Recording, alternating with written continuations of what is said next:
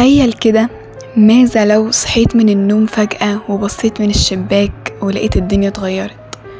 السما شكلها مش طبيعي، الشمس قربت تغرب من الغرب، والناس كلها واقفة مش فاهمة ومرعوبة، عارفين ان النهاية قربت. ماذا لو سمعت النفخة الأولى؟ صوت رهيب بيهز الأرض كلها، الجبال اتفتتت كالرمال، البحار ولعت نار وبتغلي، النجوم وقعت من السما زي المطر، الناس بتجري يمين وشمال، بيصرخوا بيدوروا على مخرج، لكن مفيش هروب.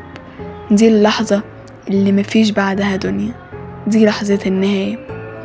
ماذا لو جه وقت النفخة التانية؟ قمت لقيت نفسك في أرض واسعة جدا، أرض المحشر، مليارات البشر من أول آدم لحد آخر إنسان على الأرض واقفين في مكان واحد، العرق مغرق الناس، الشمس قريبة جدا، وكل واحد مرعوب مستني يعرف مصيره ايه. الملايكة نازلة صفوف شايلة صحف الأعمال، والعرش اتجهز للحساب. ماذا لو بقى لقيت كتاب أعمالك في ايدك؟ اللي هياخد كتابه بيمينه وهيطير من الفرحة ووشه ينور ويقول هقوم اقرأوا كتابي، أما اللي هياخده بشماله أو من وراه هيتمنى لو الأرض اتشقت وبلعته، وهيقول يا ليتني لم أوت كتابي. ماذا لو بقى جه وقت الميزان؟ الأعمال كلها اتوزنت، الحسنة بتساوي جبال، والسيئة ممكن تهوي بصاحبها في جهنم.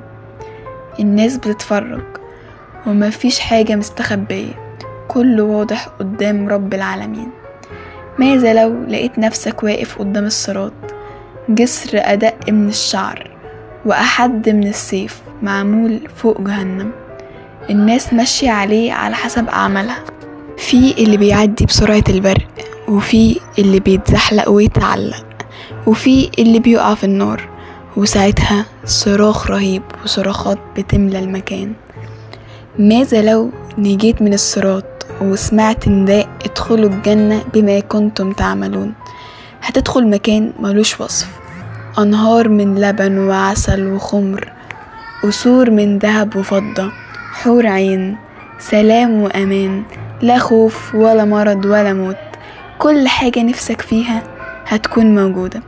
وماذا لو والعياذ بالله لقيت نفسك من أهل النار، أبوابها اتقفلت، حرها شديد، الناس بتصرخ، ملايكة غلاظ شداد بيعذبوا الكفار والعصاة، ندم ملوش نهاية، حسرة على كل لحظة ضاعت من غير توبة. ماذا لو حصل ده كله فعلا بكرة؟